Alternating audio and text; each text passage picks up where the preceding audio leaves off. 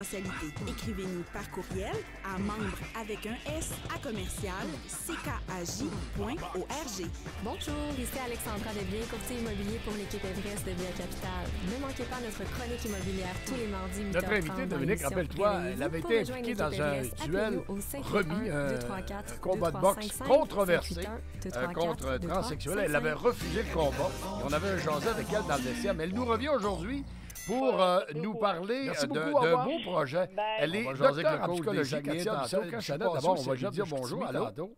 Bonjour. J'ai parlé par l'organisation du basketball porte-parole responsable des prochains Jeux olympiques en sport scolaire de boxe qui auront lieu en octobre 24 à Barème. D'abord, bravo. Puis, que veut dire, qu'est-ce que ça veut dire en termes d'implication pour toi?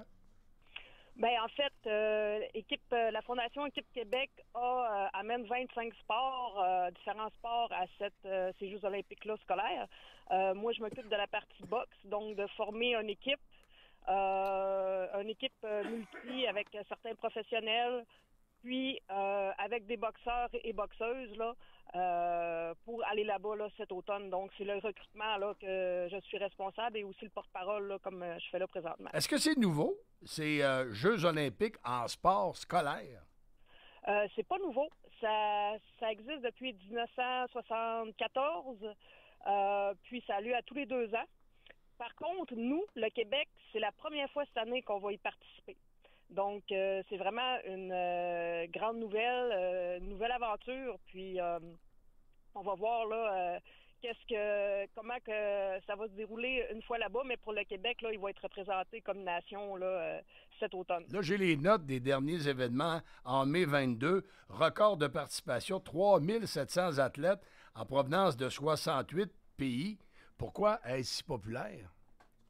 Ben parce que c'est les Jeux olympiques scolaires, dans le sens que ceux qui veulent vivre une expérience à l'international, un peu comme les vrais Jeux olympiques, mais ils peuvent le faire déjà, tu sais, avant là, 2000. Nous autres, on recrute les boxeurs, c'est 2006, 2007 et 2008, les années de naissance. Donc, c'est une expérience vraiment à l'international. Là, c'est quand même rare là, que ça arrive. Donc, c'est une belle occasion. Et quelle sera votre façon de fonctionner pour trouver ces boxeurs qui pourront participer à ces Jeux olympiques scolaires en sport-études?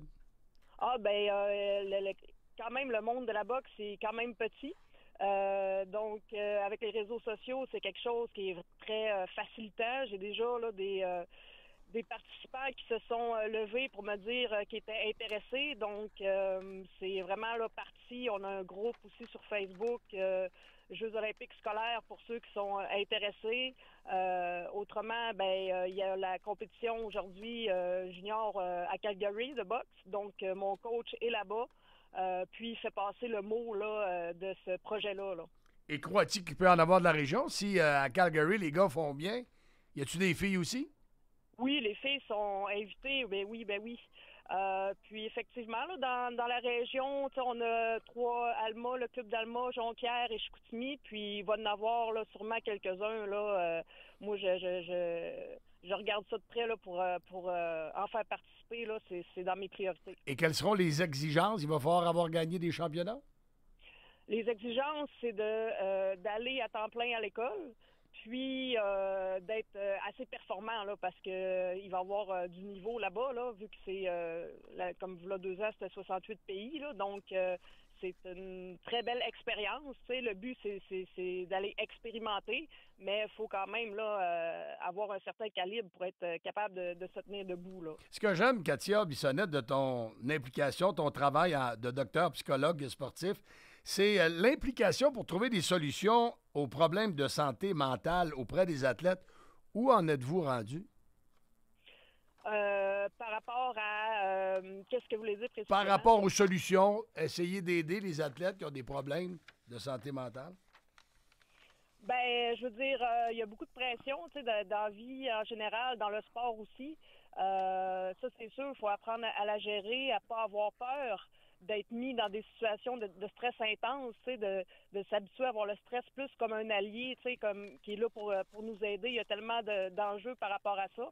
Puis c'est d'apprendre à pas trop se critiquer là quand on participe là. Je veux dire, on peut s'en mettre beaucoup sur les épaules. Donc, des fois aussi, c'est d'apprendre à nuancer puis de continuer d'aller de l'avant. Là. Et comme je l'ai mentionné en début d'entretien, Katia, c'est toi qui avais refusé de combattre il y a quelques mois contre un boxeur transsexuel.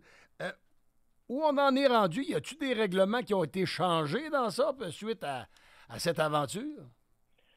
Moi, j'ai eu aucune nouvelle. J'avais contacté Boxe Canada un peu avant les fêtes.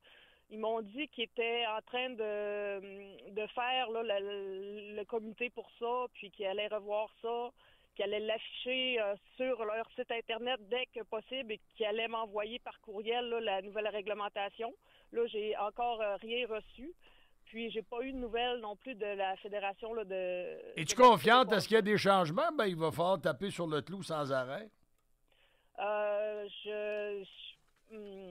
Moi, je comprendrais qu'il y ait des changements. Moi, je veux vraiment que le sport féminin soit protégé, surtout dans le sport que je pratique, la boxe. C'est tellement important.